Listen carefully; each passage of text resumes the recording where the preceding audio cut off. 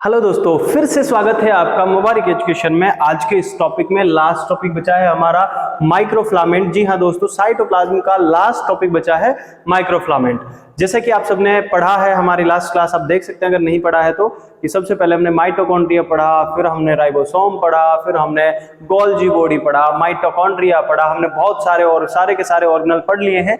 कहने का मतलब सेल के अंदर जितने भी ऑर्गेनल होते हैं, सेल ऑर्गेनल या कोशिकांग अगर कहें, तो वो सारे के सारे हमने पढ़ लिए हैं।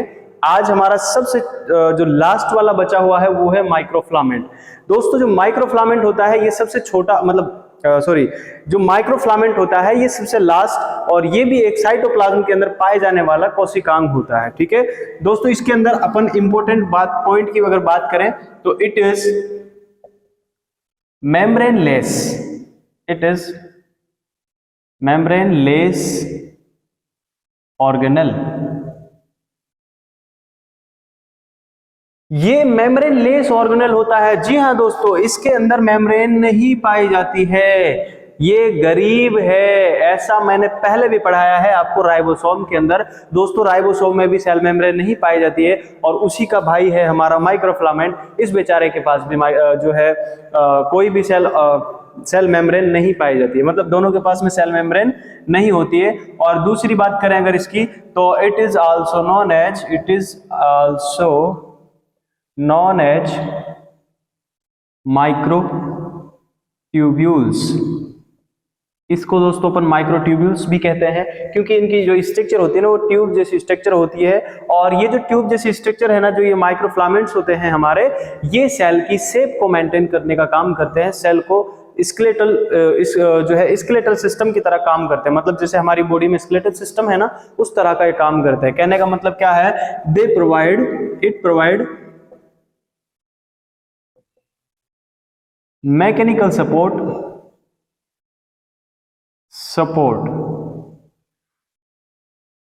To the cell. किसको प्रोवाइड करते हैं? सेल को। ये सेल को मैकेनिकल सपोर्ट प्रोवाइड करते हैं। Also known as cytoskeleton. इन्हें साइटोस्केलेटन के नाम से भी जाना जाता है। And it help to maintain shape of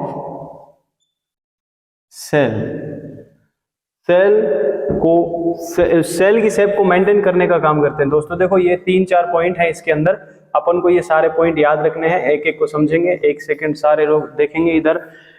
सबसे पहला पॉइंट दोस्तों देखो, it is membrane less cell organelle. ये मेम्ब्रेन लेस सेल ऑर्गेनल होता है, इसके अंदर कोई भी मेम्ब्रेन नहीं पाई जाती है। जैसा कि हमने राइबोसोम के अंदर पढ़ा, राइबोसोम में भी कोई सेल मेम्ब्रेन नहीं पाई जाती है, और इसके अंदर जो है इसके अंदर भी मेम्ब्रेन नहीं पाई जाती है। उसके बाद में इसे अपन माइक्रोट्यूब्यूल्स के नाम से भी जानते हैं। किसके नाम से जानते हैं दोस्तों? माइक्रोट्यूब्यूल्स के नाम से जानते हैं, क्योंकि ये ट्यूब जैसी स्ट्रक्चर होती है सेल के अंदर, साइटोप्लाज्म के अंदर। उसके बाद में it provide mechanical support to the cell. ये सेल के लिए जो है मैकेनिकल सपोर्ट प्रोवाइड करता है। मैकेनिकल सपोर्ट का मतलब होता है, जैसे कि 2 तरह की सपोर्ट होती है, केमिकल सपोर्ट, एक मैकेनिकल सपोर्ट। केमिकल का मतलब जिसमें केमिकल क्रियाएं या केमिकल रिएक्शंस होती हैं, और जो मैकेनिकल सपोर्ट होता है इसमें ऐसा कुछ नहीं होता है। जैसे कि एग्जांपल के लिए हमारी जैसे बॉडी है, हमारी बॉडी को मैकेनिकल सपोर्ट प्रोवाइड करते हैं हमारा स्केलेटल सिस्टम। जैसे कि हमारी हड्डियां हैं, ठीक है, मेरी हड्डियों की मदद से ही मैं चल पा रहा हूं। अगर मेरी हड्डी, एग्जांपल के लिए अगर मेरी हड्डियों को बाहर निकाल दिया जाए तो क्या मैं खड़ा हो सकता हूं? नहीं, क्योंकि मुझे मैकेनिकल सपोर्ट किससे मिल रही है? मेरी हड्डियों से मिल रही है, स्केलेटल सिस्टम से मिल रही है। इसी तरह से हमारी सेल को भी कोई स्केलेटल सिस्टम की जरूरत है। ऐसा ही एक स्केलेटल सिस्टम जो होता है, जिसे अपन साइटोस्केलेटन बोलते हैं। साइटो मतलब सेल होता है, और स्केलेटन मतलब स्केलेटल सिस्टम होता है। तो साइटोस्केलेटन जो सेल के लिए, साइटोस्केलेटन का काम कौन कर रहा है दोस्तों? हमारा माइक्रोफिलामेंट या माइक्रोट्यूब्यूल्स काम कर रही है। इसीलिए इन्हें साइटोस्केलेटन कहा जाता है, क्योंकि ये सेल का स्केलेटल सिस्टम है, इसीलिए इन्हें साइटोस्केलेटन कहा जाता है। उसके बाद में इट हेल्प, ये क्या हेल्प लिखा है मैंने यार, हाँ अब बन गया help. It help to maintain shape of the cell. ये सेल की शेप को मेंटेन करने का काम करते हैं। दोस्तों, हमने सेल मेम्ब्रेन में पढ़ा था कि सेल को प्रोवाइड करने का काम कौन करता है? सेल प्रोवाइड करने का काम कौन करता है? वो सेल मेम्ब्रेन का होता है। और जो सेल की शेप होती है उसको मेंटेन करने का काम कौन करता है? तो मेंटेन करने का काम माइक्रोफिलामेंट या फिर माइक्रोट्यूब्यूल्स जो हैं वो इसका मेंटेन करने का काम करती हैं। आई होप ये भी आपको समझ में आ गया होगा और आज का हमारा ये क्लास भी समाप्त होता है। नेक्स्ट क्लास के अंदर हम पढ़ने वाले हैं न्यूक्लियस को।